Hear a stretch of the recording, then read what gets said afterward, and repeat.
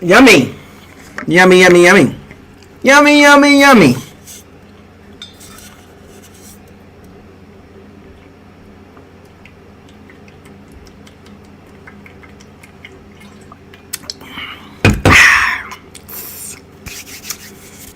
Well. Look what we have here. Welcome to Bucos Lockup. Subscribe to the channel, like the channel, share all the videos, and don't forget to hit the notification bell icon to notify you all new videos that's posted on Bucos Lockup. We're on our way to 4,000 subs. 3,100 already. I think we might get to 4,000 for the season over with, which will mean another giveaway. And don't forget, there will be a giveaway Sunday night, $50 NFL.com gift card from Bucos Locker to the Bucs family, all the supporters of the Bucs teams, or the Bucs team. So don't forget, send me your email, firethecannons813gmail.com. Shouts out to all my shooters. Special shout out to the Bandits. You already know. Did you miss me? Oh man, this is it's great. Everything's a go, man. Everything's good. All good on my end. How's everybody doing out there this evening as we talk about this huge game that has huge ramifications for not only for the division but for the NFC. Period. Playoff position is in effect right now. This is where the games get juicy. Anyway, let me stop being silly. I'm too cold. Do you believe in a parallel universe? Who knows? So let's get down to business. But okay. So let me get this out the way. Injuries. Man, it just sucks on the injuries, man. Both teams, not a lot of injuries. Got players coming back, and a couple key spots not playing this Sunday. The Bucs are 6-2. The Saints are 5-2. Saints had a bye. The Bucs haven't had a bye yet. So, injuries. Chris the God is playing Sunday. He had surgery on his pinky finger there, and they threw the ball to him a couple times today. Looks pretty good. He'll be playing. I don't know how much he'll be incorporated in the offense, but I think he'll be out there. Even if he doesn't catch the ball that much, he will be out there as a threat to catch the ball, which is still good. Still good for the Bucs. Unfortunately, there's also the flip side of this, the bad news. The bad news is Ali Marpet, top 5 guard in the NFL, will not be playing because of a concussion.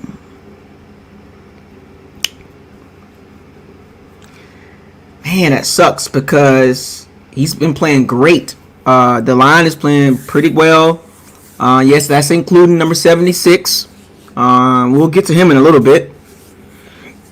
But Ali Marpet, man, that's a big loss, man. Like that's like losing Villa on the D-line. You know, but this is just for a game. Concussion. He didn't clear concussion protocol.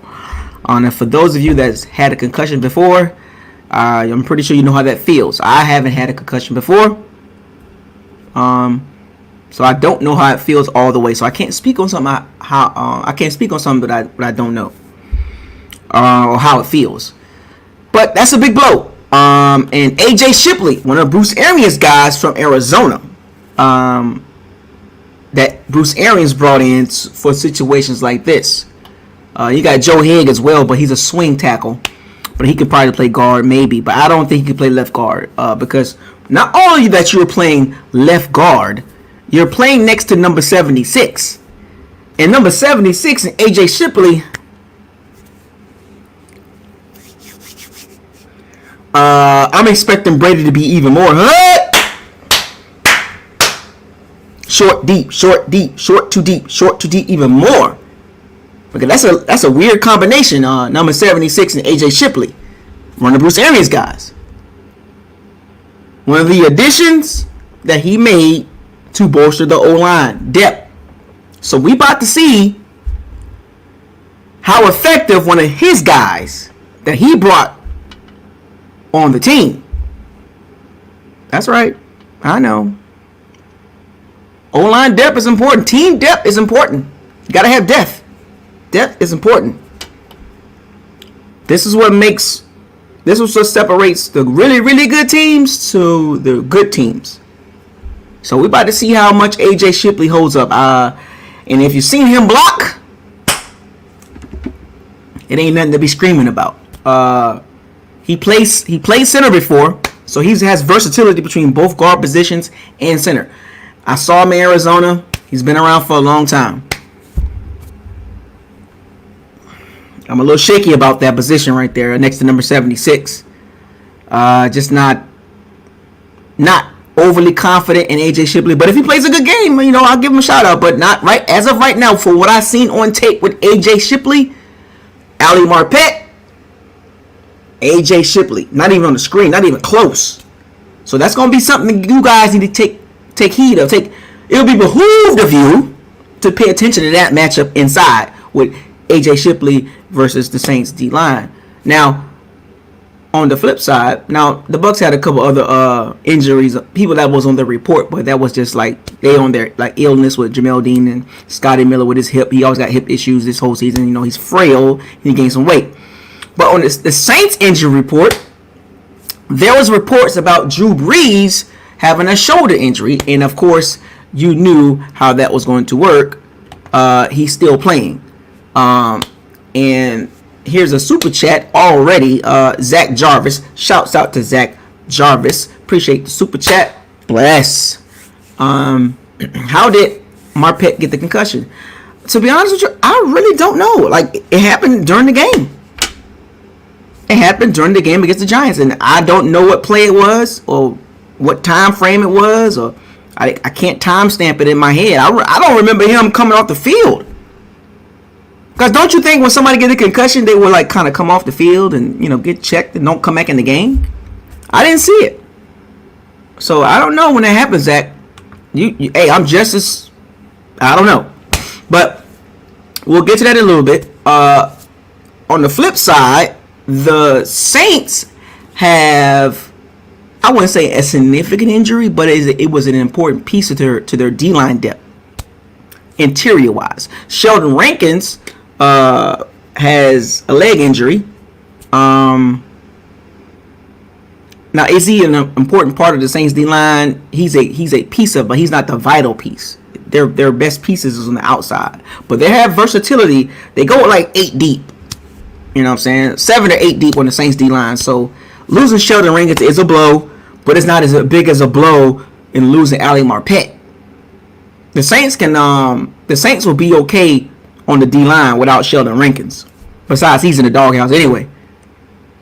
They didn't even pick up his 5th-year option. He's not going to be back anyway, so they're not really stressing about losing Sheldon Rankins. But Ali Marpet, that's a huge blow for the running game and the pass blocking. So stay tuned for that matchup. So let's get down to business. Bucs versus Saints. Saints versus Bucs. New Orleans versus Tampa. Tampa versus New Orleans. Mercedes Superdome, Ray J, whatever, you get the point. Like Hogan, you get the point. You know what I'm saying? Here's our Ray J, folks. Week 9.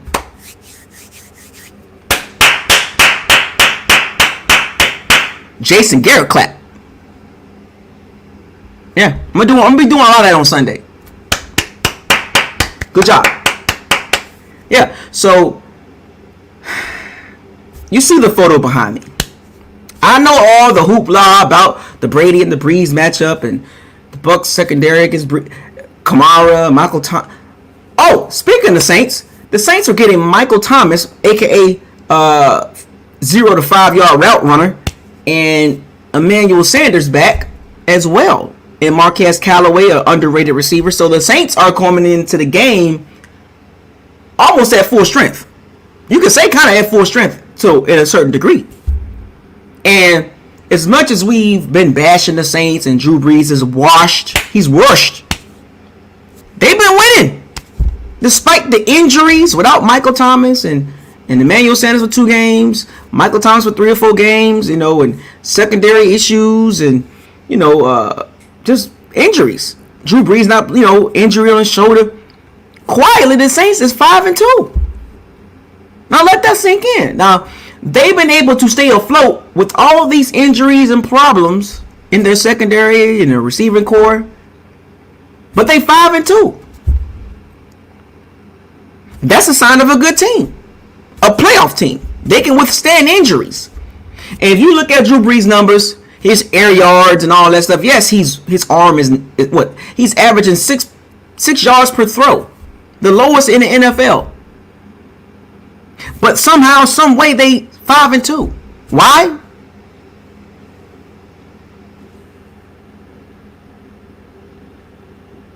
See, the moral of this whole video, it's not about just the Bucs and the Saints.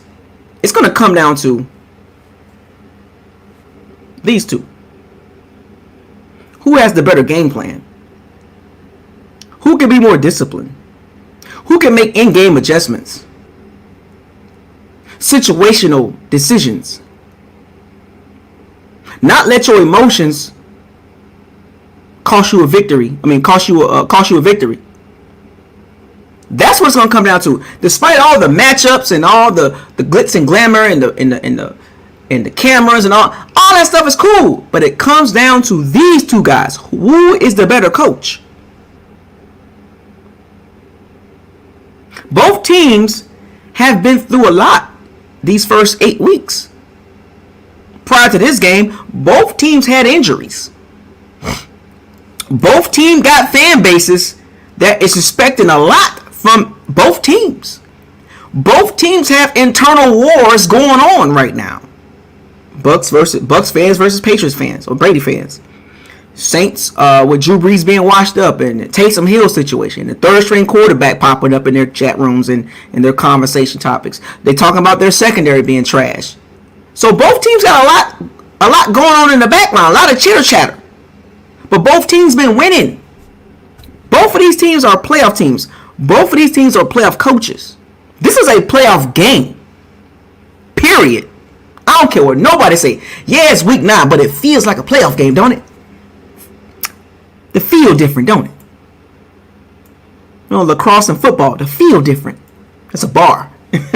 But what I'm saying is, this is a very monumental game. Like, you can't look at it as it's just a game. It is not just a game. It has a lot of layers to it.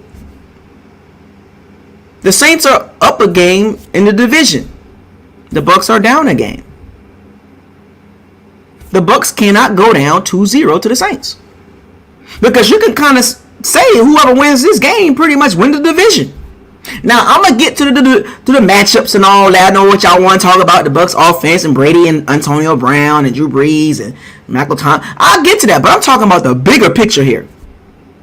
See, y'all can worry about the small stuff.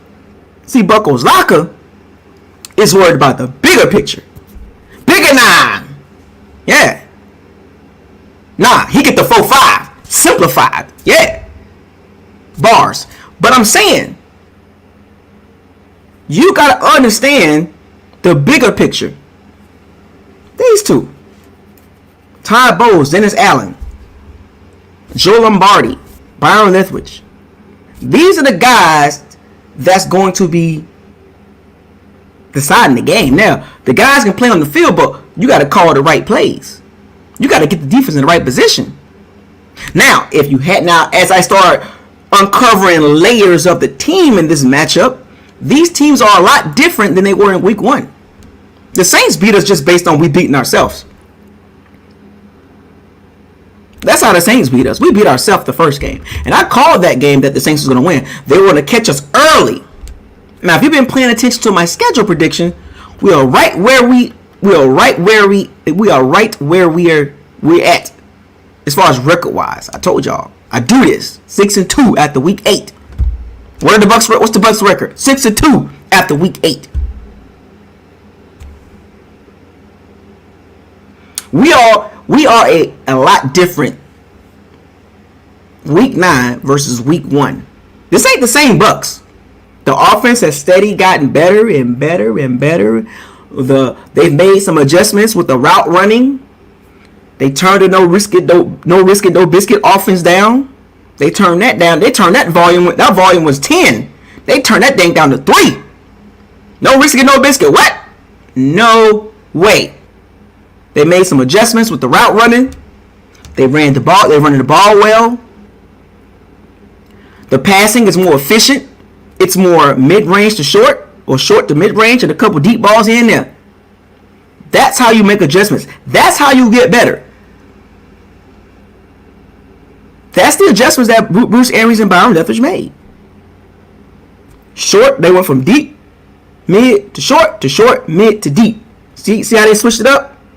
Numbers don't lie. Running backs involved, tight ends involved more, catching the ball more. They had to they made the right adjustments. They did. So shout out to the coaching staff for doing that. We got a super chat. I like to get to the super chats early. Don't worry, Carlton will lock up Michael Thomas. Last game, 17 yards allowed against him, but Jamel Dean tightened up. Though last time gave a big play. Yeah, we'll get into all that, Sandoval 813. We're going to get into that. There's layers to this game, but do not forget the big picture. Sean Payton, Bruce Arians. That's the biggest picture of this game. This picture right here. Don't get caught up in the individual matchups. They will work itself out. We saw what happened week 1. We didn't look good. We weren't ready. So don't get too caught up in the individual matchups. This is the biggest matchup. This will decide the game. This is how the teams are going to look. How the coaches look this game. Some games are won on the field, but sometimes games are won on the sideline. Game preparation, game plan. Who puts together the best game plan? But now, let's get to these individual matchups. Right. So, from week 1 to week 8, the Bucs have gotten better. Now, last week the Bucs look a little shaky. Maybe they overlooked the Giants. And truth be told, I'm a Bucs fan all day, but I gotta keep it 100.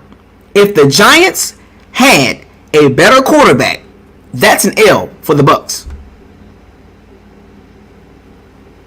Daniel Jones, 2K shirt random in the park quarterback that will not be the starter next year. The Giants will draft a quarterback. He missed a bunch of throws, deep balls.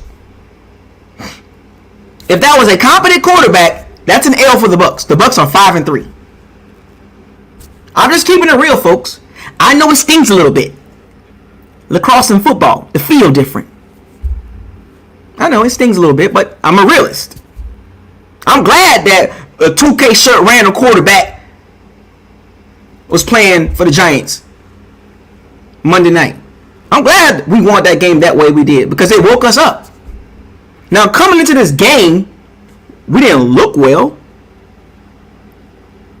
We was making the correct steps to get to the point where I say, okay, we ready for the Saints. No, we gonna beat the Saints. I'll get to that part. I'll get to my prediction. But I'm saying I wanted the Bucs to look a lot better going into the game. But that's okay.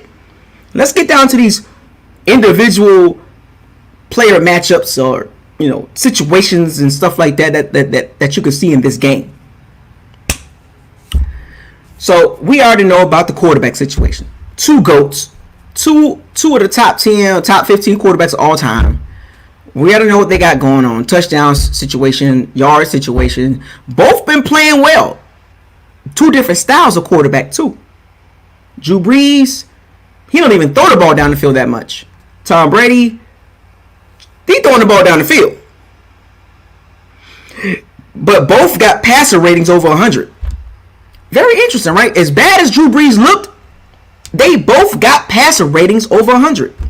Both QBRs, pretty decent. I've watched the Saints from afar. There was a multiple times I was like, are they going to bench Drew Brees? He looks awful. But they somehow keep winning games. I mean, that guy. That's how they win in games. So I'm gonna skip the Brady and Breeze matchup because we already know about that. Both quarterbacks are not going to turn the ball over. Both quarterbacks are going to be efficient. They're going to beat you here. Well, Brady can beat you here and here. Breeze will beat you here. Scheme, positioning, play calling. That's how they beat you. Peyton is one of the top 5 coaches in the NFL. I'm going to be honest. Be honest. He's one of the top 5 coaches in the NFL, folks. Whether you like the Saints or not. It is what it is. The dude's a beast. You see him. This guy. Yeah, that guy.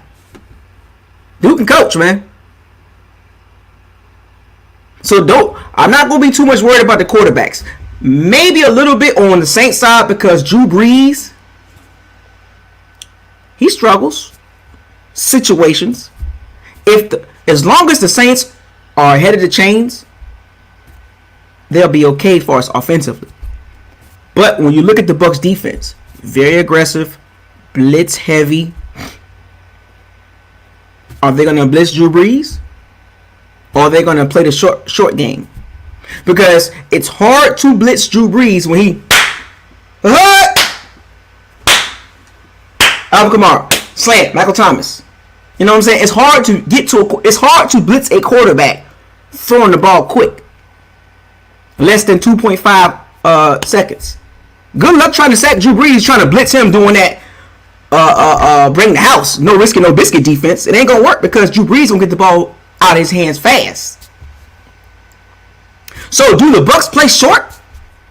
I would. I mean, I'm not a coach, but from looking at Drew Brees, and Todd Bowles is a very smart coach. He's a very aggressive coach, but he could be smart on defense too.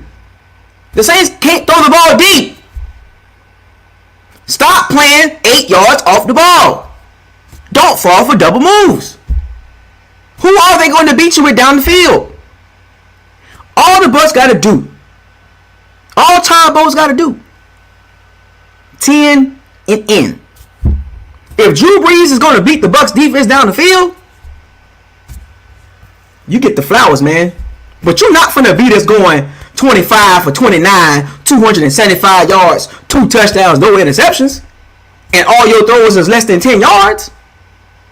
It's a box, folks. A 10-yard radius. A 10-yard box. That's how Drew Brees beat you. There is no reason for the Bucs secondary to be playing 10 yards off the ball. 3rd and 5, the Bucs 10 yards off the ball. Why? It's Drew Brees. He's not doing that. I've been watching him. He's not doing that. Maybe 1 or 2 times a game, 3 at best. But majority is 95% of his throws.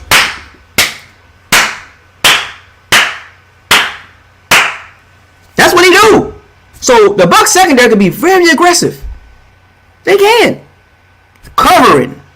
Now blitzing Drew Brees, you're not going to get to him.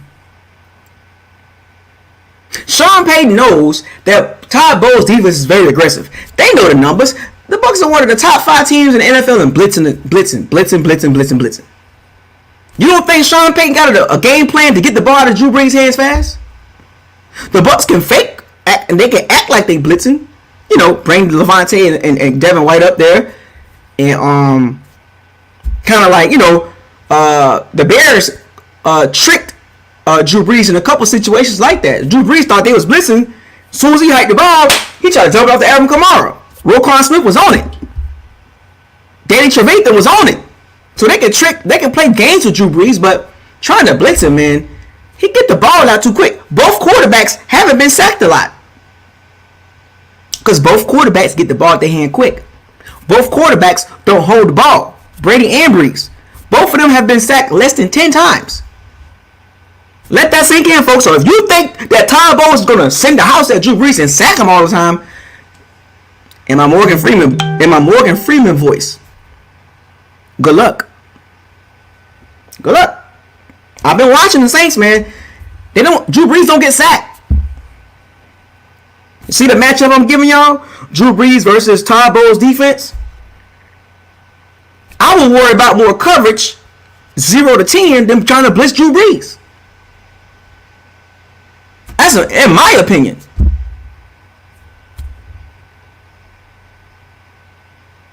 Drew Brees is not a one-read quarterback. Drew Brees can scan the field real quick. He's seen it all. Just like Brady. Brady's seen it all. Drew Brees seen it all. Drew Brees study film. You can't fool Drew Brees too long now. He'll figure it out.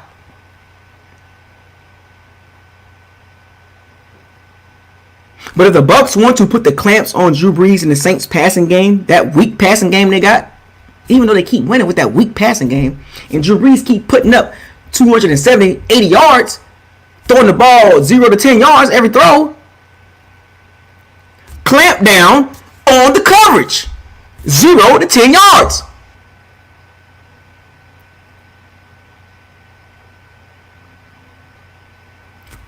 Why blitz a quarterback that gets rid of the ball less than 2.5 seconds per snap per throw? You're not going to sack him blitzing him when throwing the ball quick. And when you blitz it like that, they dump the ball of Kamara, or Michael Thomas, or Emmanuel Sanders, or Jared Cook, and boom, 88 out the gate. We seen that with the Giants in the Giants game. The Bucs dodged a couple bullets. I understand the man-to-man coverage, and I like to be aggressive, but be smart against Drew Brees. He's no threat to throw the ball down the field. He's not a Justin Herbert. He's not Aaron Rodgers.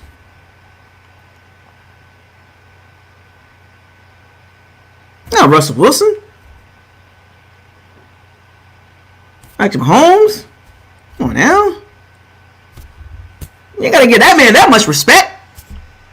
The Saints offense is in a box. Bender fits you in the box. Bars. A box. That's why they run off. They work off a box. The number one guy is Alvin Kamara, Devin White, Levante David, Antoine Winfield Jr., Jordan Whitehead. Be prepared for a lot of Alvin Kamara. Flare route, swing route, wheel route, the arrow route, the angle route. Screens. Saints are very good at screens, especially on third downs. Can't blitz the Saints because they'll screen you to death. The Bucs been getting killed by screens when playing the Saints. I remember Pierre Thomas, Cadet, Ingram. You remember those years? Screen pass. God. Saints are a very good screen team, so the linebackers got to be aware. You can't be overly aggressive. Devin White, you're going to have to cover. You're going to have to cover today. You're going to learn today. Sunday night, you're going to have to cover. Alvin Kamara or bust. That's the Saints offense right now. Even with Michael Thomas coming back. You know, Michael Thomas, if he on his game, he get catches. I get it. 10 catches for 78 yards, you know. But Alvin Kamara, that's the guy. Yeah, I know they got Latavius Murray. A pretty good backup running back. A 1-2 punch. That's a pretty good 1-2 punch. But it's Alvin Kamara or bust.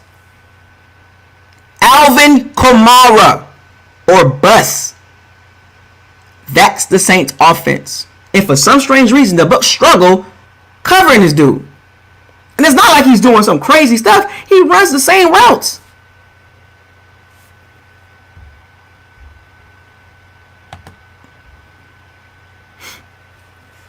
Zach Jarvis. They also have to be ready for Brees' hard count. Yes. All of that. Drew Brees finds ways to win games and different ways to win games. He know he can't beat teams with his arm no more. Accuracy, scheme, and discipline, and leadership. That's how Brees beat you, and that works for that organization, for that team, that offense. If they move the ball, they do. It's amazing they can move the ball with a in the box offense. It's crazy. Crazy. Brees, he's an executionist. He can execute very well. Just saying. I'm gonna run down a couple of these numbers. I mean, Breeze versus Bucs defense. Breeze versus the Bucs secondary. Jamel Dean, Carlton Davis. You know Carlton Davis guarding Michael Thomas. You don't think Michael Thomas trying to get back at Carlton Davis or locking him down week 1? Now, mind you, the Saints didn't play good in week 1 and they still beat us. They still scored 30 points and they didn't even look good. Let that sink in.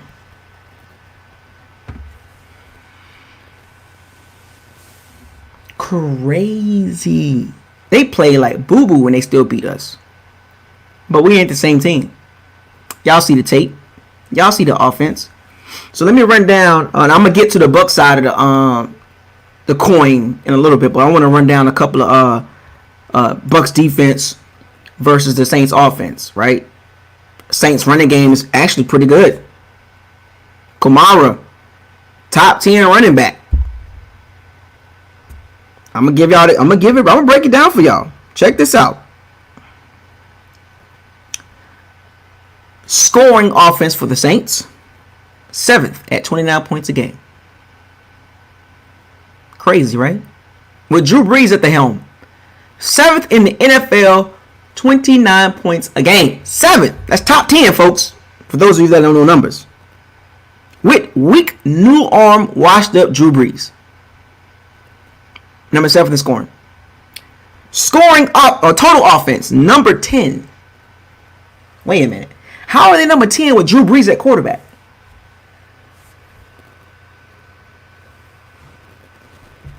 That guy. Number 10 in offense. They 5-2 with noodle arm, washed up Drew Brees. Passing offense, 7th. Remember what I told you about scheming? They can scheme you to death. And before you know it, the Saints got 280 yards passing. You be like, how? Well,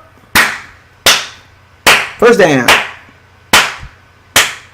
Death by 1,000 cuts. That's the Saints. Rushing offense, 14th. 119 yards a game. They got a good 1-2 punch, folks. And that run defense didn't look good against the Giants. You don't think the Saints going to try to run the ball? Up the middle? Because they couldn't run it the first game. Trust and believe they're going to run it the second game. Sunday night. First downs per game.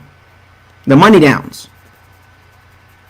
Third down, or when it's time to convert a first down. 7th in the NFL in first downs. Wait a minute. Drew Brees?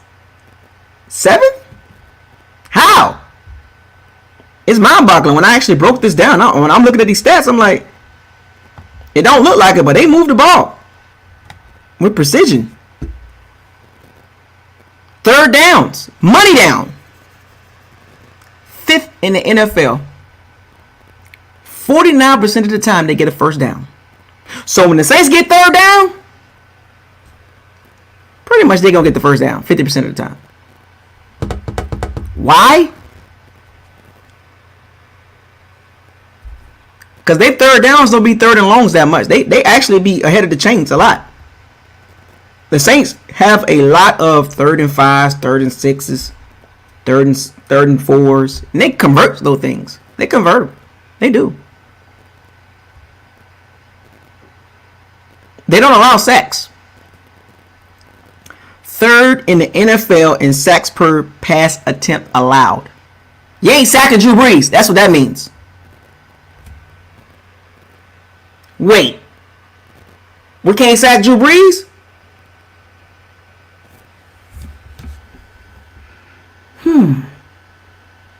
That O-line must be really good. Let's see.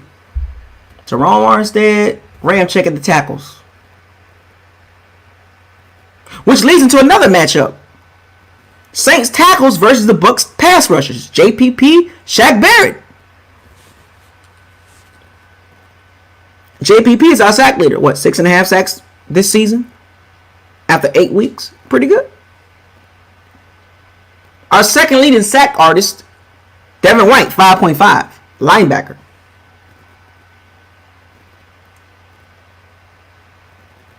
Shaq Barrett. This is a key matchup too, folks. Pass rush against the New Orleans tackles. Elite tackles. On both bookend tackles. You can't sack Drew Brees with those two guys that tackle. They don't give up sacks. Shaq Barrett, JPP. When you watch Shaq Barrett in both games last year against these tackles, he didn't do nothing. I'm expecting Shaq Barrett to show me something this game against Ryan Ramczyk or Tamar Armstead. I mean, the chances of it happening is slim to none, but you got to give us something, Shaq Barrett. You're making a lot of money this offseason. You are. And your production is not matching up. The Saints have elite tackles. We have a problem with the pass rush on the D-line. Because if we don't blitz, our sacks, if you take away Devin White and Levante David sacks, I think we are like at 20, 19, 20 sacks. I think we're at 28 right now. D-line is not producing sacks. We don't have the depth. We're not 8 deep on the D-line. I told y'all about this. I'm giving y'all matchups, folks. Bucs defense versus Saints offense. You know, Drew Brees secondary, Saints O-line, Bucs D-line, Bucs pass rush. And I'm going to give y'all positional advantages after I do this. The Saints interior, young, talented, pretty good. They actually did a good job in the first game. Pete, McCoy, Ruiz, 3 first-round picks in interior. Wow, the Saints draft O-line, O-line, O-line, O-line. Mickey Loomis and Sean Payton, I will give them this credit.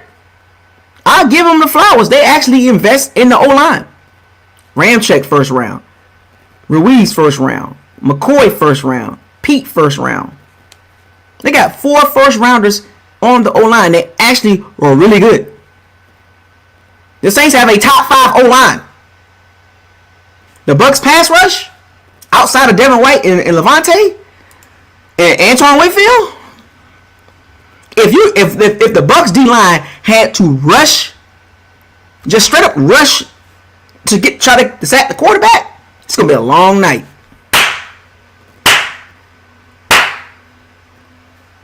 So we got caught in a weird position with the pass rush because Todd Bowles gonna probably see this and he gonna probably blitz, which is gonna put the cornerbacks on the island, which I don't expect Drew Brees to take advantage of it. But you get where I'm going with this. The pass rush need to step up outside of blitzing because you can't blitz every down. Yes, is Todd Bowles going to blitz? Sure, of course he's going to blitz. The percentages, I don't know. I'm going to take a wild guess. Probably between 25 and 35% of the pass plays, the Bucs will blitz. I'm going to take my guess. Because Todd Bowles got to be smart about this. He got to blitz on certain situations. Situational football. Game plan. I told you about this coaching. This game is about coaching. Circle right back around the coaching. You think Todd Bowles don't know the Saints O-line is pretty good? He got to scheme sacks from. He got to scheme to get sacks on Drew Brees. You got to play mind games, chess. You got to think 3 moves ahead. Tight press coverage, man zone, whatever you want to call it. Cover 3 man, whatever you want to call it. Quarters, nickel, dime, whatever. They got to play tight on the receivers. Because that pass rush, you got to give that pass rush a chance. You got to make sure Drew Brees can't throw the ball on time. Rhythm. You got to get in those receivers' face and make it hard for Drew Brees to throw the ball on time. 1, 2, 2.5, ball out. Nah, it's 1, 2, 3, 2.5. Oh, I can't get the ball out. Oh, because Drew Brees ain't athletic. Sack. That's how the game got to be played on that in the trenches. Bucs D-line, Saints O-line. That is an intriguing matchup. That's the meat and the sloppy potatoes with no raisins.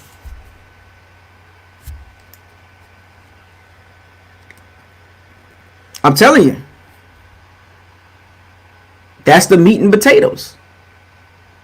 The meat and potatoes with no raisins.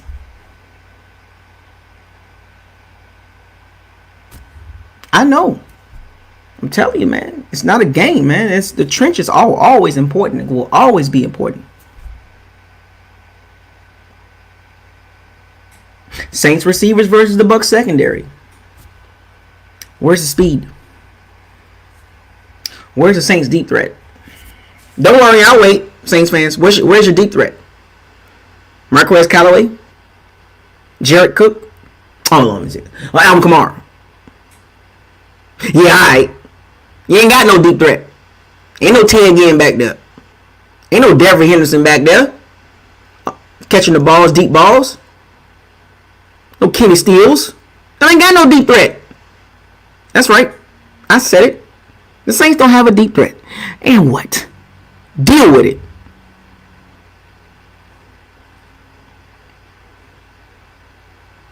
Y'all receivers don't match up well against our secondary. Period. There's no Darius Slayton on your team. There's no Henry Ruggs over there. No Nelson Aguilera. No Keenan Allen. Well, they do have a Keenan Allen. Michael Thomas. Okay, cool. You know Mike Williams over there.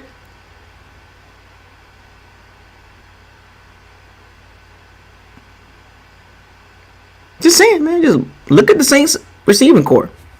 It's not a great matchup against the Bucs secondary. A-Rod Haynes. Who will stick AB? I'm gonna get to that in a little bit. I got it, A-Rod. Let me work it. Let me work down the list. I'm driving. I'm gonna get to all that. I'm gonna get to the Bucs side. Relax. A-Rod, appreciate the super chat, but I got it. And we're gonna get to that in a little bit. Relax. We're still in first gear, going into second. But I got you, A-Rod. Trust me. Appreciate the super chat. But the Saints receivers don't match up against the Bucs secondary well. Just keeping it 100. Emmanuel Sanders is a slot guy. Marquez Callaway, I mean, all right, cool. He showed up a little bit. Jared Cook can cause little problems. You know, the Bucs, have a little issues with tight ends every now and then. But, we've seen it. Darren Waller, Evan Ingram, all that stuff like that. So, okay, but I'm just saying. I'll get to the position advantages at the end of all this. Who got the advantage and who don't. Okay, so as we switch gears, I talked about the quarterbacks for a brief second. We got to know the expectations for that.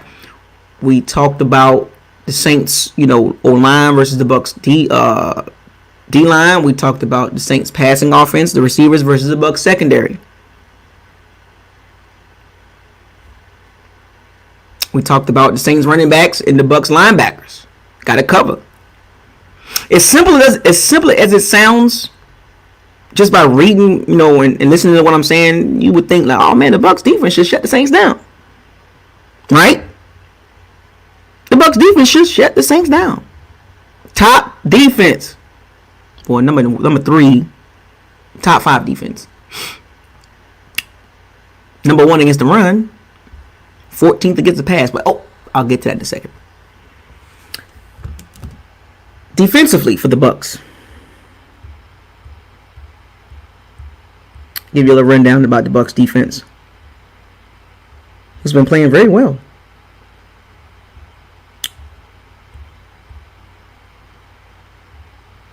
All right, so the Bucs defense, 7th in scoring defense, 3rd in total defense, 14th against the pass defense, against the pass, number 1 against the rush.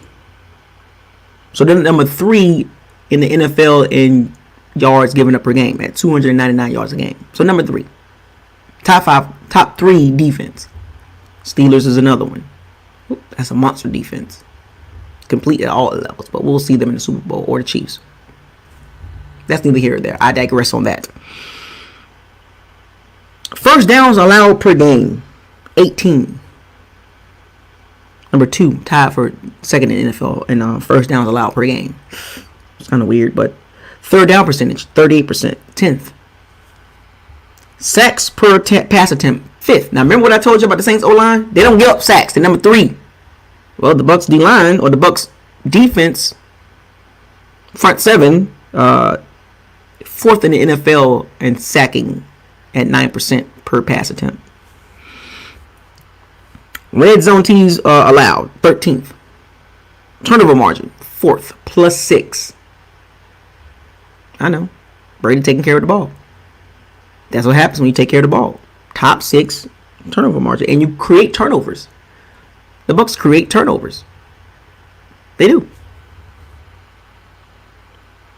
Plus 6. Fumbles, interceptions, The Bucs are doing a very good job at that.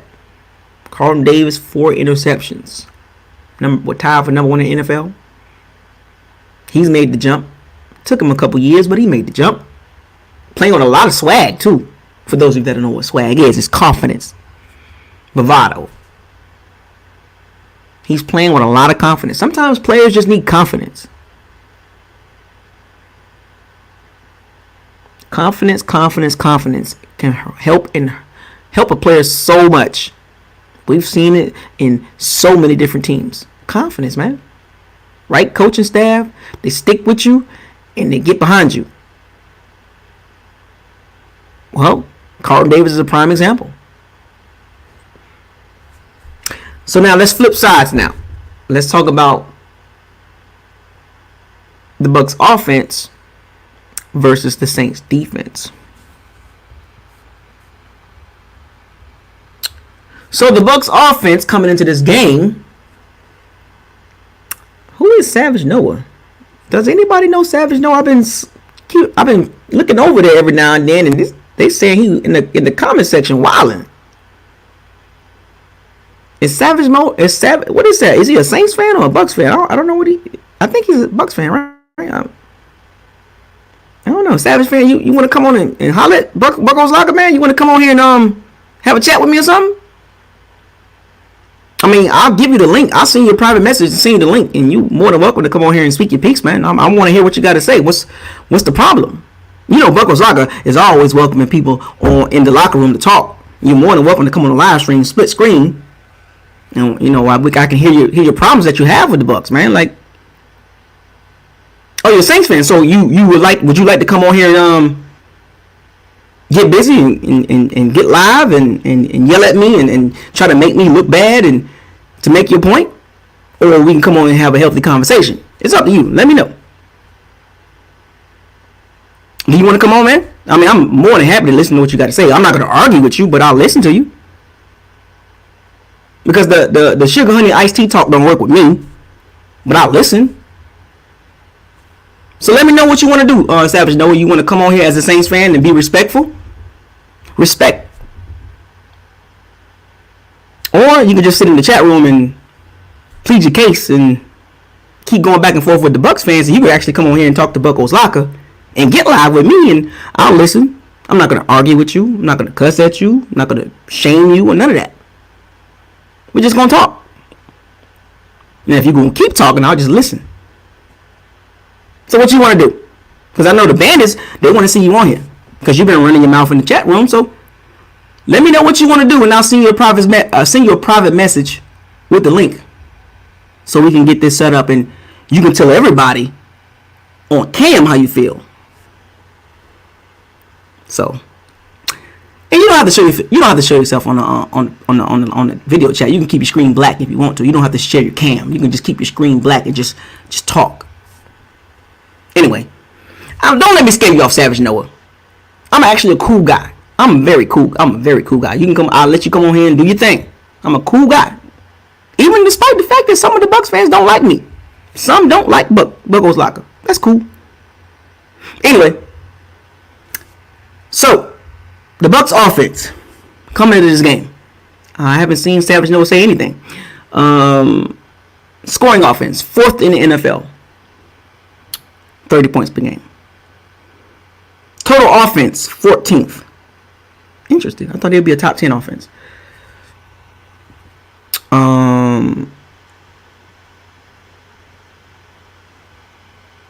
Passing offense, 8th. Rushing offense. This is mind-boggling. The Bucs rushing offense, as good as it looked this season, 23rd in the NFL. 102 yards a game. I was screaming top 10 running game, and apparently I've been wrong the whole entire time. 23rd in NFL. So top 25 running game. Yikes, that's interesting. With Ronald Jones top 10 in rushing yards, we're still a 23rd ranked offense in running. Oh well, I still think it's a top 10 running game.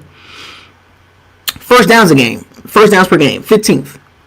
Third downs, 17th, in the middle of the pack. Sacks per pass attempt allowed, number 1, 3.24 per game. So that means you don't sack Tom Brady. Why?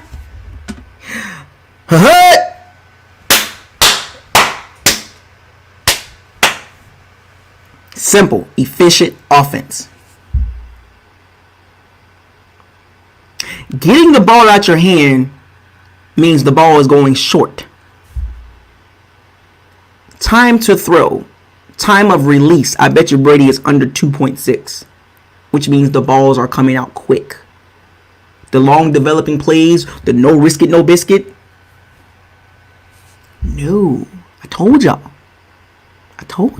Brady get the ball at quick, efficient quarterback play that has helped this team dramatically. I told y'all Brady will not even touch 10 interceptions. He will not even get close to that.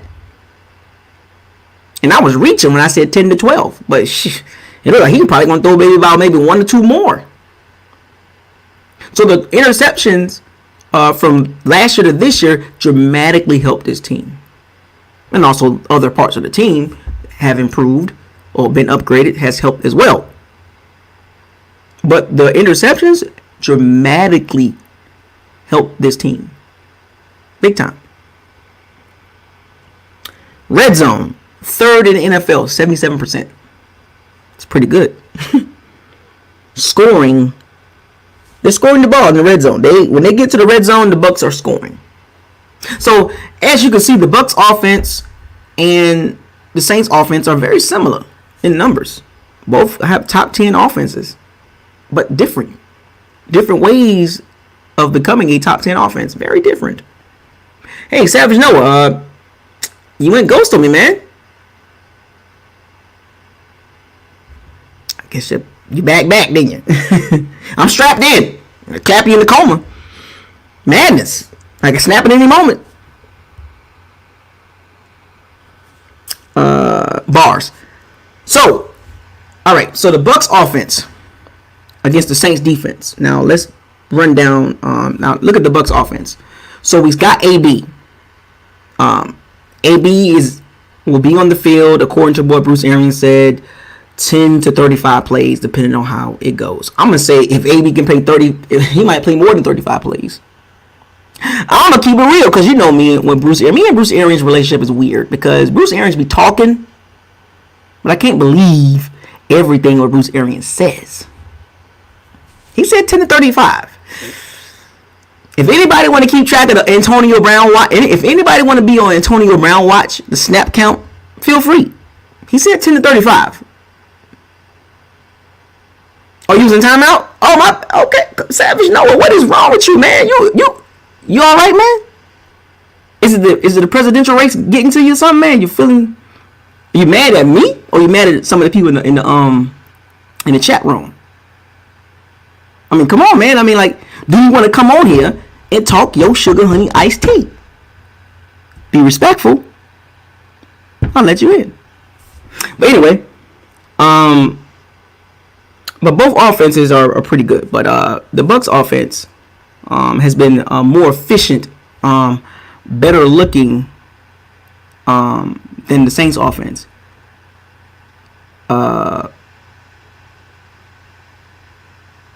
He said that chat. So I mean, I'm just trying to understand, Savage Noah. You interrupted me, but I'm trying to give you an opportunity to come on here. You can show your face, or you can stay in the background and keep your camera off and we can have a football discussion about the game. And I give you about 5 minutes to, we can have a conversation, and you go about your way, and you can feel good about yourself that you came on another platform, and and you got off a little bit, and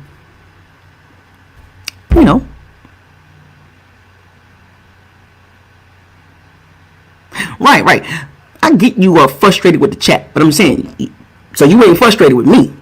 That's all I'm just trying to figure out, because if you attacking the bandits, I gotta protect my bandits and my pirates. I gotta protect my peoples. You understand how this works? I can't just let you just be in here just going crazy. I got to call you out and say, hey, you got to come on here and you don't have to talk to them. You can talk to me. You can talk to Buccaneers Locker. You ain't got to come at my bandits and pirates. I protect them. I got to protect them. I got to do my job. They look out for me. I look out for them. So I just can't let other fan members come on here and just try to wreck shop in my chat room, man. You causing disruption. Can't let you do that. Respect, man. Respect. The bandits and pirates respect other fan bases. We do this. We respect other fan bases. But you got to respect us too. Now you interrupted my live stream. Alright? Now let me know if you want to come on here and we can do this. I told you I'm strapped in. But the Bucs offense have been looking efficient, way more efficient than the Saints offense. The Saints offense been puttering along, looking like a Beetle, a 1976 Beetle, and we look like I ain't gonna say a brand new Tesla, but I guess we're like a used Genesis or a 745, like a 2019 745 or 2019 Tesla. We're like on the verge of becoming a really good offense. We just can't get healthy. 100% healthy. But if you look at this game, AB, Chris Godwin, Mike Evans, Scotty Miller, and Gronkowski will be on the field all at one time. Now, how are the Saints going to deal with all that weaponry? Too many bodies on their weaponry. My honesty, I'm just being honest. Bars.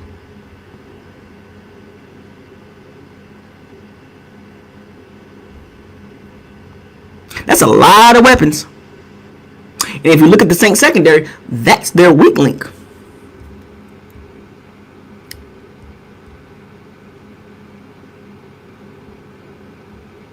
And I'm going to tell you why.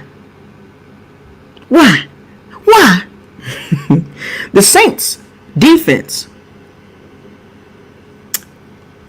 ain't looking too good over there, Saints fans. Who that nation? You know your defense trash. Scoring defense, 23rd. Wait. I know more than... Wait. 23rd.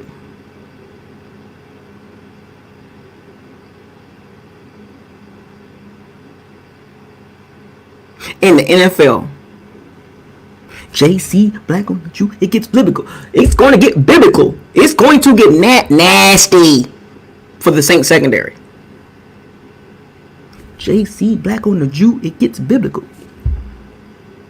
Y'all can keep talking all that knows about your defense, but go ahead. Babylon. That secondary trash. I don't care what you say about Marshawn Lattimore. Oh, he guards Mike Evans really good. I don't care. The secondary is trash. Marcus Williams, boo-boo. Malcolm Jenkins, washed. He's rushed. He's going to have trouble covering W.W. Gronk. Who's going to guard AB? Scotty Miller. Chris the God. Scotty Too Hottie. Come on now. And every now and then we can throw in there Cameron Brake. Maybe a Tanner Hudson in there or something. Too many bodies on the weaponry. It's too much. What Patrick Robinson? Janoris Jenkins? Like what? Oh, Chauncey Gardner. Oh, Mr. Trash Talker. Oh, Chauncey Gardner. Oh, Mr. God, the guy that like to talk noise and put his fingers in people's face and choke them. He's gonna try to get in somebody's head. Oh, he go. Don't be surprised they put Chauncey Gardner on Antonio Brown just so he can talk noise to get Antonio Brown fired up. Put Chauncey on AB. Put Chauncey on AB. I promise you he's going to get waxed. Matter of fact, put him on Scotty Too Hotty. Deep ball. Now, Chauncey, I rock with you, Chauncey. You're a Gator. I'm a Gator. I'm a Gator Nation all day. F the Seminoles and the Hurricanes and all their history. It's all about the Gator history. Gator Nation all day. So, Chauncey, I do rock with you like that. But in this game, you trash. DP Buck 32. Why can't we run simple screen passes? We getting there. We getting there. DP Buck 32. We talking about the offense. We talking about the Bucs offense right now. Oh, go Noles. Ain't no go Noles on this channel. The Noles are trash. Their history is trash. It's all about the Gators. Every Gator player in the NFL is better than every Nole player, in my opinion. I'll take Danny Wolf over Jameis Winston. I'll take Terry Dean, Tim Tebow, Chris Leak. Come on now, Chris Doring. Remember, don't let me start with the Gator stuff, man. Don't let me start. This is why we trying to tell folks. I have no ties to no Seminole players. I just speak football. I have no ties to no Seminole player. Zero. I just talk football. Anyway, who's guarding AB? Who's guarding Scotty Too Hotty? And Chris Godwin will be on the field. Maybe as a decoy along with Mike Evans, because for some strange reason the Brady Evans connection ain't really working. Only in the red zone.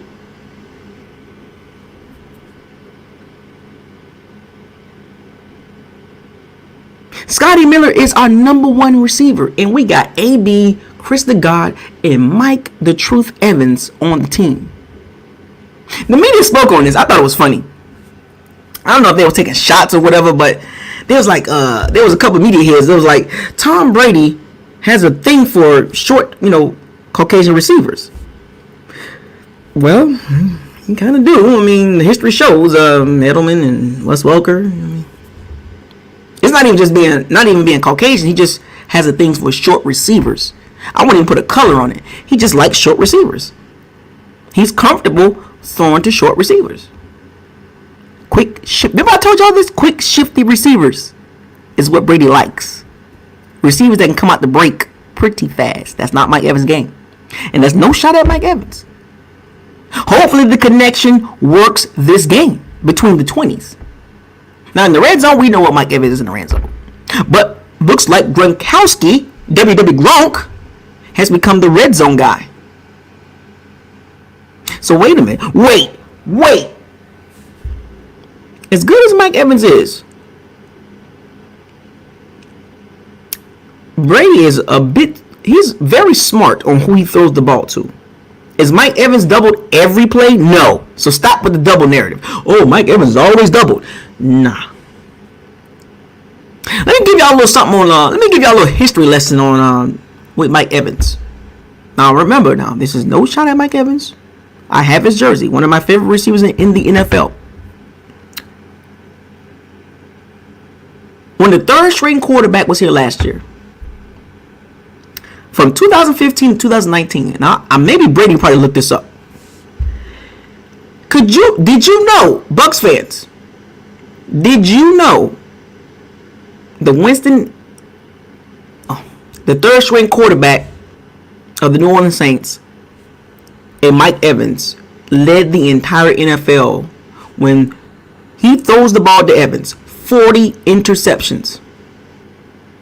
You don't think Tom Brady didn't peep that game right there?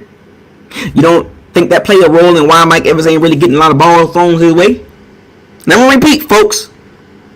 40 interceptions when the ball was going to Mike Evans from third string quarterback of the New Orleans Saints to Mike Evans. 40 interceptions. So 88 interceptions total. 40 of those were thrown when the ball is thrown to Mike Evans between those two.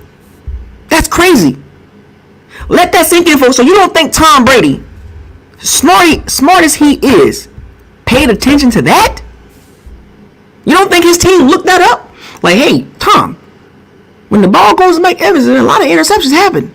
40, number one tandem in the NFL when it comes to turnovers. Now, that's a weird thing there, but a lot of people didn't know that.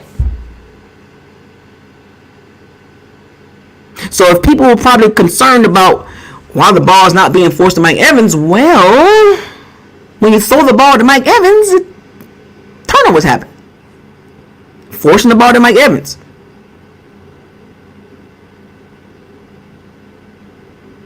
That's what he was doing. I got it, Desmond Betty. I got it. Chill. I know. He was forcing the ball to Mike Evans. He was like, I'm going to throw it to him regardless. Brady ain't doing that. Brady would not force the ball to Mike Evans. I know, Desmond. I got it. That's the difference. Third string quarterback to Mike Evans versus Tom Brady to Mike Evans. Big difference. Brady ain't throwing a bunch of jump balls and I'm going to throw you the ball anyway and triple coverage and all that. And granted, Mike Evans sometimes run the wrong route. He does. He's done that quite a bit over the years. And he's responsible for some of those interceptions because he doesn't run the route. We saw that in the first game with the Saints. He didn't run the right route. He didn't read the coverage right. The option route. See, a lot of people didn't know that. This is why Brady likes the short, quick receivers, regardless of what color he is, nationality, or whatever. So in this game, don't be surprised. AB, Scotty Miller, and WW Gronk get a lot of targets. You can throw in a little bit of Chris Godwin as a decoy. I know Mike Evans fans. I'm a Mike Evans fan. I know it sucks, but we're trying to win the game. But if you just watch the play on the field, the connection is not it's not comfortable. It's not smooth. Only in the red zone because he's a big target. Now remember, if you look at the Saints secondary, they don't cover well. They give up a lot of big plays. They do. Their pass defense is 17th in the NFL. 17th in the NFL, which is in the middle of the pack. 237 yards a game. Their rush defense is number 3 in the NFL, which is pretty darn good. We have the 24th ranked or 23rd ranked running game, and they have the 3rd ranked rushing defense. So our running game will struggle. It struggled the first game. Now, even though it's looked good prior to the Giants game, I'm not expecting a crazy game with Fournette and Ronald Jones. And I'm very curious to see who gets the carries this game between Fournette and Ronald Jones. We've all thought that Ronald Jones has seized the position at the running back.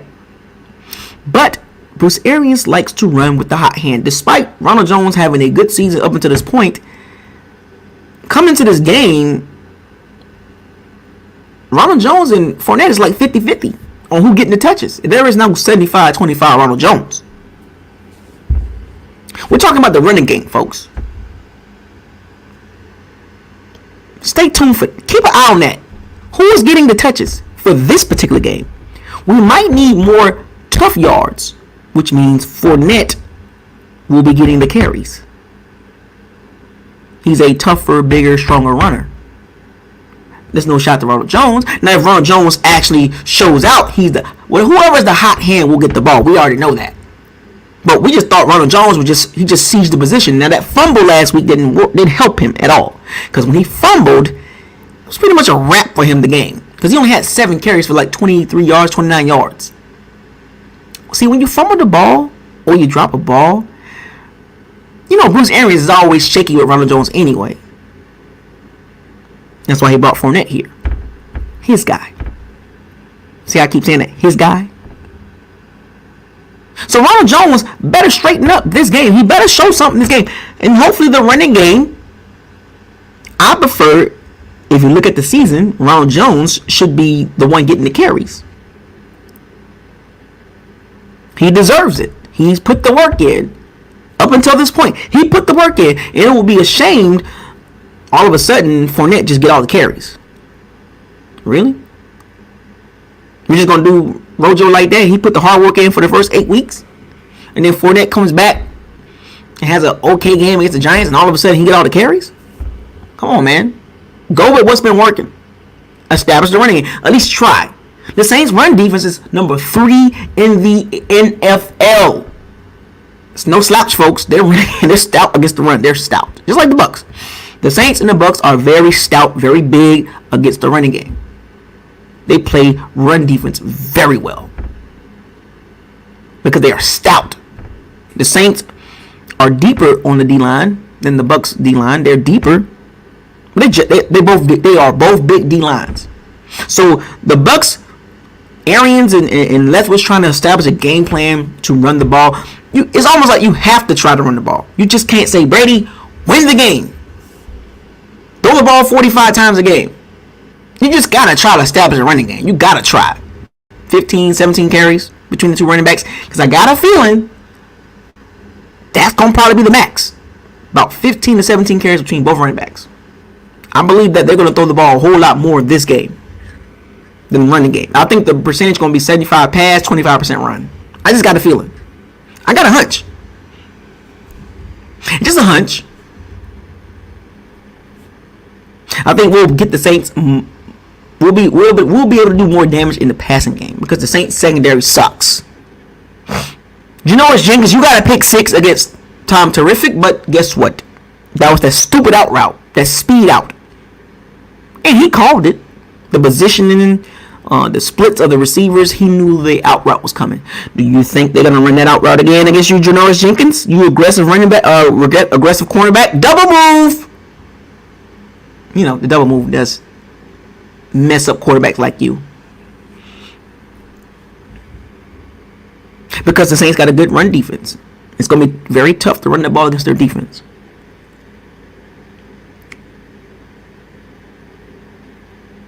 Now, first downs allowed per game. The Saints defense is 12th in the NFL. So they don't give up a lot of first downs. 12th in the NFL. That's pretty good. But third down, they suck. 22nd. Sacks per pass attempt, 7th. It's pretty good. So they actually get to the quarterback. See, this is a very even game between both teams. But I'll get to that in a second. Red zone defense. 32nd in the NFL, allowing 83% touchdown percentage. 83% of those red zone trips that teams make are touchdowns. And the Bucs are top number 3 in the NFL in red zone. That is a big deal, folks. If the Bucs can get to the red zone, there's an 83% chance they're going to score, which is good for us. A touchdown, not a field goal. Touchdown. The Saints have been so dumpster juice in the red zone defense. They're so horrible in the red zone. Horrible. You're ruining it. Horrible. Our passing offense most likely is going to win this game. Well, besides coaching, but the other layer of this game is the passing game. The Saints' weakness is their secondary. It must be attacked.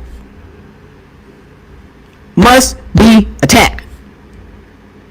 I know the first game was a little shaky, the pick 6 and the other pick and all that, and sacks and whatever. That's cool. It's a different passing game now. Brady's more comfortable in the how can I call it? The Brady's heavy Brady / sprinkle of no risk it, no biscuit offense. He's way more comfortable now. Now that he got his guy AB, the quick twitchy receiver that can separate really good, along with Scotty Too Hottie and WW Gronk, and you can throw in Mike Evans and Chris Godwin. I know. But look, man, the tree grows in Brooklyn. Look, man, the tree grows in Brooklyn. AB, Scotty Too Hottie, and WW Gronk. 1, 2, and 3. Evans will get a couple catches. Godwin will get a couple catches. But the guys that can separate at their positions will get the ball more. I told y'all this. Evans and Godwin are not separation receivers. They're not good separators. They're down the field receivers. This is why people said something about the fit between Brady and this style of receivers. These receivers were built to get the ball down the field. They weren't built to be. There's a reason why Scotty Miller, Scotty Too Hottie, shouts out to you, is the leading receiver on the team. There's a reason why. There's a reason why AB will be probably the number one receiver on the team.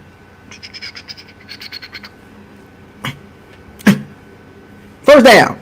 That's Brady style offense. Like, we're going to see the real Brady offense with the middle of the field with two guys that can really catch the ball and really separate and get some yak. Evans and Godwin are not yak receivers. That's not their true thing. Evans has never been a yak receiver. He's never been a receiver to separate, which is why a lot of interceptions happens when you throw the ball to him.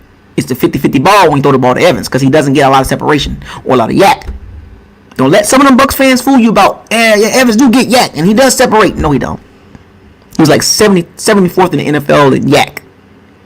Separation was like 56 in separation. He's not a separating receiver, folks. He's a very good receiver down the field. But this offense is not built right now to go long to short. It's built to go short, intermediate, then long. What's Evans' strength? Intermediate, long. Brady is too efficient to be forcing the ball to Mike Evans. I think Brady likes Chris Godwin more than Mike Evans, to be honest. I know, folks, you probably think, why are you talking about Mike Evans? No, I'm telling you what I see on the field. And some of y'all see it on the field too. If you had to do a hierarchy in this game, who do you think will get the ball more? AB, Miller, WW Gronk, Godwin, or Evans? How many targets do you think Evans is going to get? Now, mind you, he's being guarded by Marshawn Lattimore. Can't double Evans this game. You can't double Evans this game. But guess what they're going to do? They're going to leave Marshawn Lattimore on Evans. 1-on-1. Uno. Tom going to force the ball to Mike Evans. Nope. I'm going to tell you right now. AB, Scotty Too Hottie, WW Gronk will get the targets. We'll get to the red zone, WW Gronk, and then Mike Evans. I know, man. It's like he kind of been phased away a little bit. But Mike Evans, man, just keep your head in the game, man. Don't let Marshawn Lattimore get your head, dog. I seen the stats said 54 pass attempts or something like that, and one catch. Or something like that. I don't know. It was some weird stat that Marshawn Lattimore has been locking down Mike Evans. And it's been true. Marshawn Lattimore been locking him down. WW Gronk. WW Gronk. I said it. That's his name. I think it's funny. It's no shot at him. Just WW Gronk. Everybody got a nickname. But anyway. The Saints are in trouble against our receiving corps. I gave out a rundown. I gave you how Brady's efficient with the ball and who he's going to target this game. Don't be surprised AB get like 4 catches for 54 yards and a touchdown. Like, watch. The first drive of the game. AB first down. AB touchdown. Remember that Miami game? Before he got suspended? Don't be surprised AB get off to a hot start with Tom. You know, they've been living together. AB been living with Tom. You don't think Tom gonna get him involved early? First down AB. First down AB again. First down AB again. Touchdown AB. Or WW Gronk. I'm telling you. Watch. Brady gonna get AB the ball. Very talented receiver. Head case, but very talented. Top 5 receiver when he's got his head on straight. Shoot, let's be honest. He's the number 1 receiver on the team right now. Yep, even at 32. He's the number 1 guy.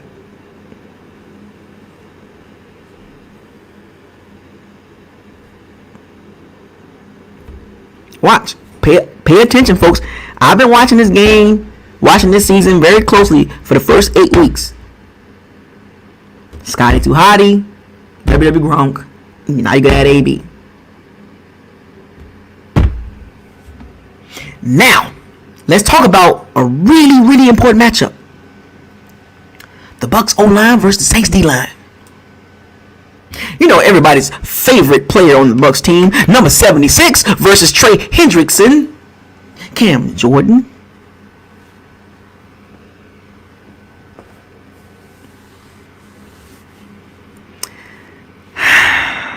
Let us pray for 76.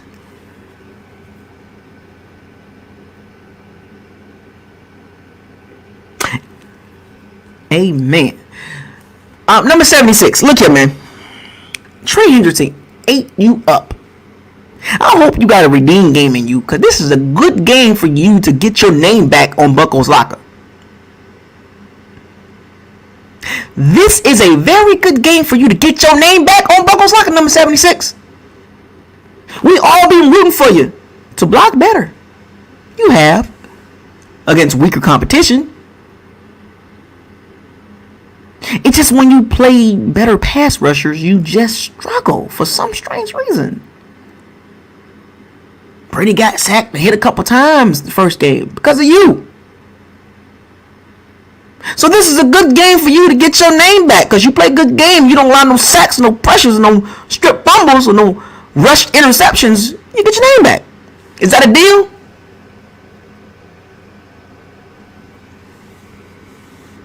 Because number 76, I want you to play well against Trey Hendrickson and Cam Jordan.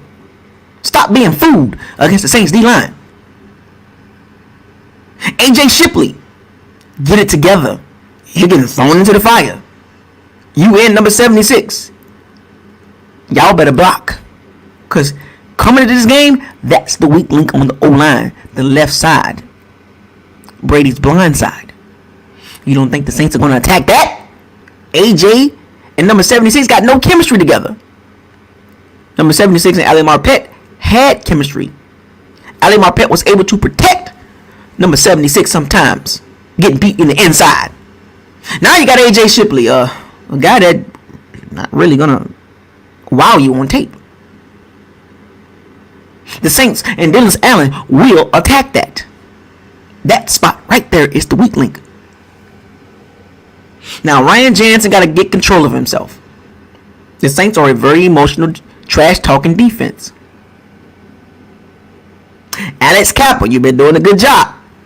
Keep it up. Make the jump all the way. Tristan, you're doing your thing, Tristan. Shouts out to Tristan Wirfs, first-round pick.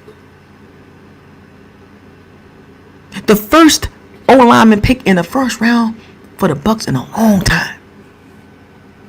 I've been begging them to do this for years. And they got one. Future left tackle, by the way. Yeah, I said it. Future left tackle.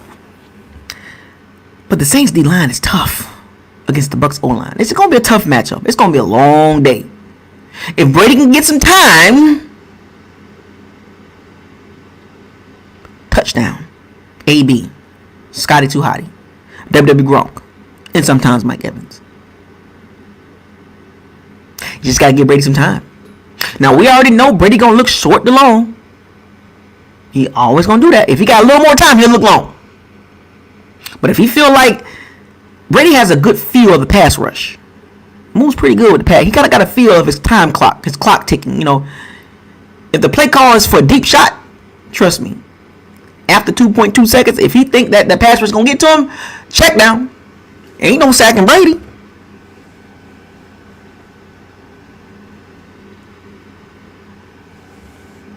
It's going to be interesting, folks. That O-line of the Bucs and the Saints D-line. Something y'all might want to pay attention to. Outside of the coaching matchup. It's going to be a real struggle there. Or if the Bucs don't control the trenches on both sides of the ball, it's going to be a problem. I'm telling y'all right now. It's going to be a problem if they don't control the trenches. Offensive offensively and defensively. If we can't run the ball and we can't pass protect, it's going to be a problem. Got it? Get it? Good. Now, a hidden gem of this game, field goal kicking. I know they got Cam Jordan and all that. Yeah, they decent. They good on D-line. I give them that. Special teams. Great job, Ryan Suckup. Making your kicks. Jadon Micken. Give us a good return for a change. The Saints special teams pretty good. Devontae Harris, you can return that ball. He did it in the first game. He could return the ball. Pro Bowl as an undrafted rookie last year and top 10 returner this year. And that's what the Bucs kind of lacking at. That section of the special teams right there, just not good enough yet. Because Mickens, he's too indecisive. Quick as he is, he just doesn't kind of feel, don't have a feel to make a good return. Unlike Devontae Harris, same stature, short guys, quick. I think Devontae Harris faster, but pay attention to that part of the game too, folks. If the Bucs got to punt the ball, kick off the ball after scoring, or fourth down, third down, whatever, Devontae Harris can switch. He can flip the field for the Saints. Can't say the same for Mickens. Devontae Harris is a problem. Must be controlled. For real. For real. I'm talking about, do not let that part of the game beat you or flip the position, the field position, because it can. Kickoff and punt return. Devontae Harris is a problem. I said it here first. That boy got stretch pants. That boy can go. Gotta control him. Ryan Smith, Kevin Minter, all you guys on special teams, you better control Devontae Harris. Ryan Anger, punt the ball correctly, man. Angle punt him. Hang time punt him. Don't just punt it to him. Hang time punt this game. Hang time punts against Devontae Harris. Do not give him a chance to return the ball. He's too good. Jadon Micken, man. Hopefully you give us something on the punt return, kick return, man. Because you won't be doing nothing back there, man. I can do something. I can get back there and shake something. Get me in shape. Buckles, I can get back there. Just saying. But Suckup gonna make his extra points and field goals. Will Lutz, Saints got a good field goal kicker. So we'll get to that in a second. So in summary, folks, as I wrap this up, as you look at this game, it's a pretty even matchup for the most part. As you look at each individual position of the team, it's pretty similar to a certain degree. Saints secondary trash, but other than that, it's pretty similar. The offense is a little sputtery, but the similarities there. So let me give you the advantages of each position for each team. Let's start at the top. Now, I'm just being real, folks, so do not get mad. Do not get mad when I talk about who has the advantage in certain areas. This is football talk. When you come on this channel, I talk football. I love the Bucs, but I'm also raw, real, and uncut. This is not scripted or nothing. So, let's start at special teams. We'll start at special teams. Punt return, kick return. Saints got the advantage. Told y'all why. Field goal kicking, extra points. Even. Because both are good kickers. Veteran kickers, clutch kickers. Will Lutz, Ryan Suckup.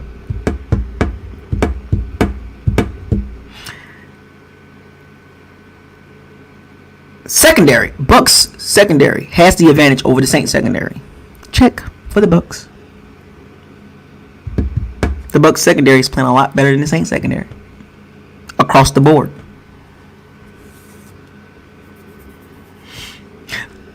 Linebackers. I'm gonna give the edge to the Bucs.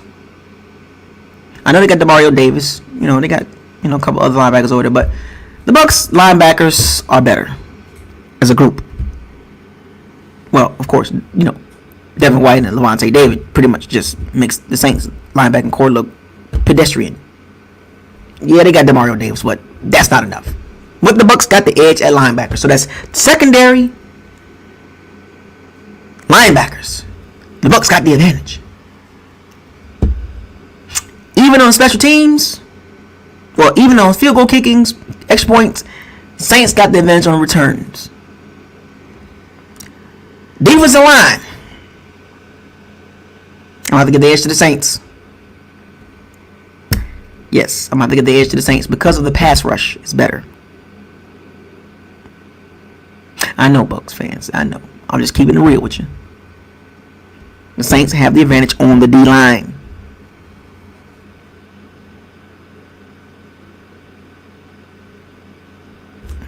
It's okay. We got more positions to go to. On the flip side, running back situation. Gotta get the edge to the Saints.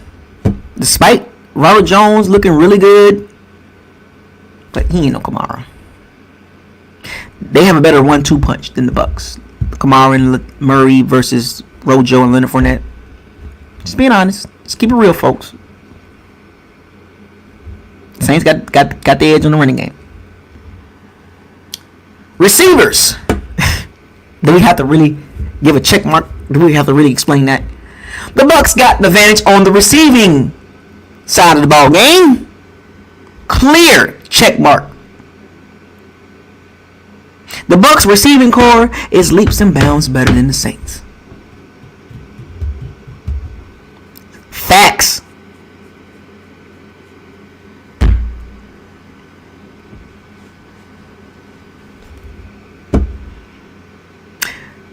O-line.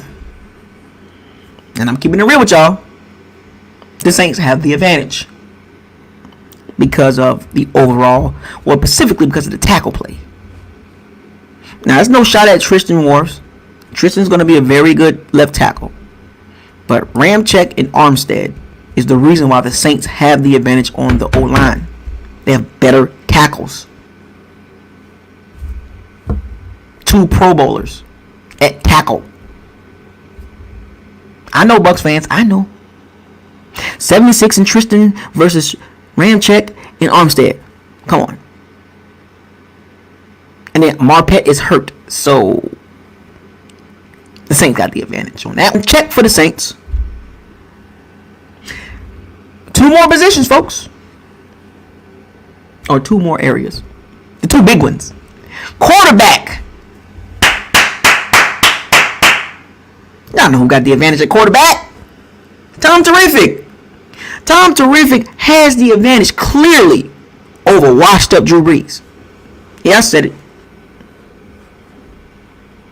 He's playing better. Week 1 versus week 8. Who has been the better quarterback? Brady. It's obvious. Even though Brady's numbers is not bad at all. It just, the way he's gotten those numbers, which is still amazing. Check down Charlie is what Drew Brees is. Check down Charlie. Kamara bust. Now he's getting all his weapons back. Sanders and Thomas. Got Jared Cook, Marquez Callaway. So the Saints offense will look different tomorrow. Or Sunday night. They will look different and probably look pretty good. Yeah, right. Against the Bucs secondary? No. But the Bucs have the advantage at quarterback. And last but not least, these 2. Now, we're talking about this season. We're not talking about overall coaching. Because overall coaching, this guy is better than Bruce Arians.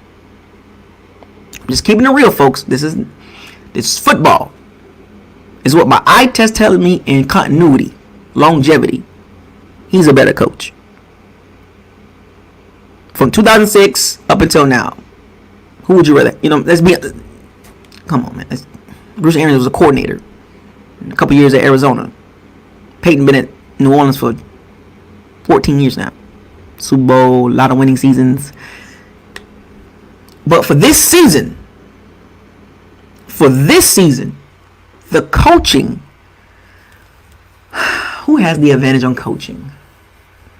The Bucs had a lot of injuries, a new offense, injuries at receiver, Villa out, OJ out. The defense stepped up. Couple game, well, we got away, came back against the Chargers. Then we had that blunder against the Bears. That was a weird game for the coaching. Then a weird game against the Giants. Then on the Saints side, Sean Payton, Michael Thomas got hurt. They got beat by the Raiders and Packers. But they're on a 4-game winning streak right now. Drew Brees is washed up playing in the box offense. But they still winning along with the Bucs putting up a lot of numbers and coming back against the Chargers. Blowing out the Packers. Who the Saints lost to.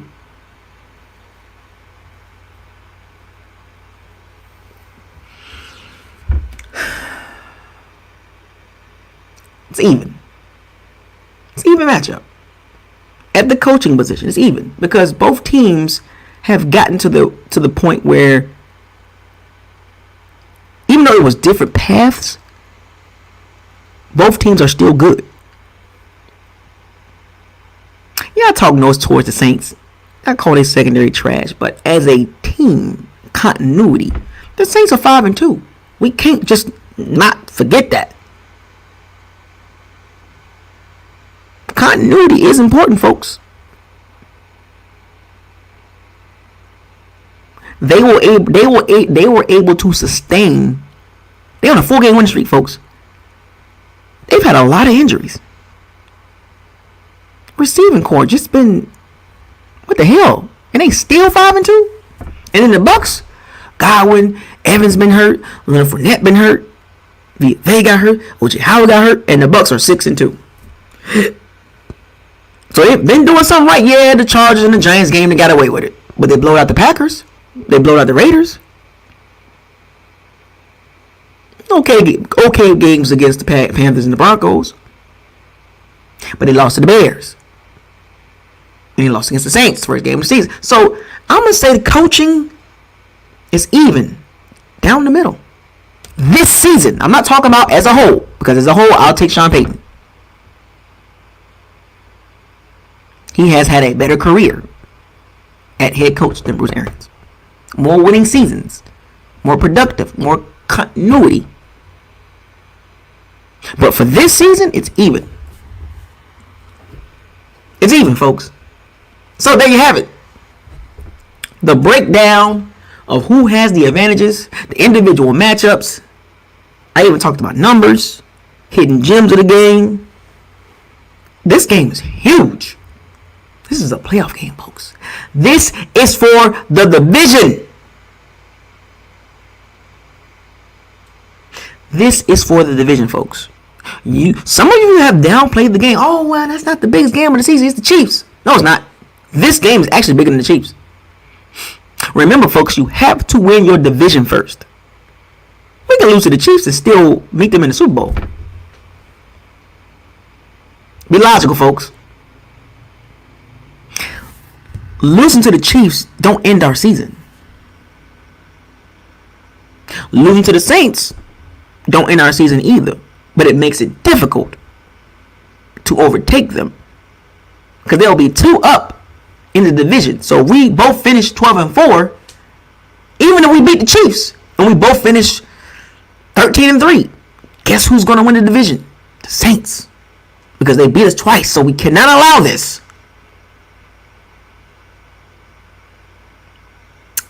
But with all that being said, if you've been following my schedule predictions, or if you saw that video, I got the Bucs beating the Saints. I'm not going to say a blowout, though, because I tried to do that against the Giants, and it backfired. But this game, y'all know division games be tight. Always tight. Very competitive, very hard-nosed, very tough. This is going to be closer than you guys think it would be. I wouldn't say it's going to be a really high-scoring game, but it's going to be, I'm going to say,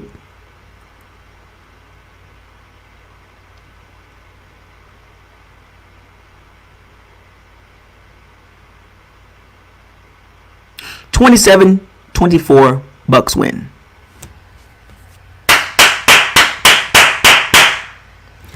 I know, folks. Oh, he said it was gonna be a blow. It's gonna be a blow. Buckles not gonna know what he's talking about. Relax, folks. We get the dub. I picked us to win this game before the season started, and I stand on my square. 27-24 Bucs win in a tight, very competitive game, chess match. Teams that are kind of evenly matched to a degree. But I think we're going to pull it out. 27-24. Bet on that. Bucs win.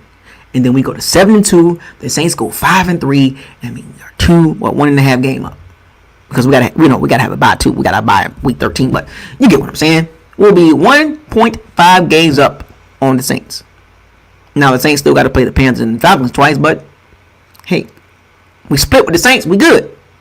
All we gotta do is just keep winning. It will be a close game, folks. It won't be no blowout. Y'all know how these divisional games work. Come on, folks, wake up. I know you. The Bucs googly eyed it. All the weapons, but sometimes the divisional games be just tough. The Saints match up very well against us. They play us very good. For some strange reason. 27-24. Tell me what you guys think in the comment section. There you have it. My prediction. The Bucs will go 7-2. Shouts out to everybody in the chat room. Even the Saints fans that showed up. Good luck to y'all. Y'all gonna take this L. We washed up Drew Brees. Might get hurt. I don't know. You got a messed up shoulder already. But the Bucs will move to 7-2. On to the next game after this. Sunday night, folks, is a big game. I will be here. And don't forget, there will be a drawing of the NFLshop.com $50 gift card giveaway. I might do it after the game or at halftime. I don't know. But don't forget that too. And make sure you send me your email if you want to enter to win a gift card from NFLshop.com. So, I covered everything for this game. Almost an hour and 45 minutes into the video. It was a lot, folks. It was a lot to talk about because this is a big game. Big game. Big guns. Anyway, salute to everybody in the chat room.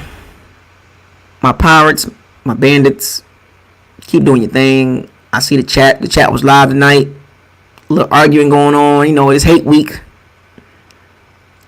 It's the biggest game of the season, folks. Everybody's nervous.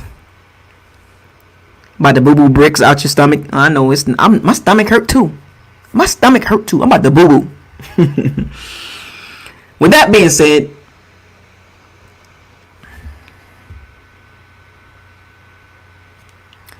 I want y'all to fire those cannons. Seize the day. Raise the flag. Risk it to get the biscuit. Hashtag ain't no chill this season. Hashtag no excuses. Just like Brady said it. And hashtag, and this is the one that some of you feel a little weird about when I say it, but I know it stings a little bit. Feels different, don't it? Expectations. Super Bowl or bust. Period. Deal with it. Buckles lock out. Good night.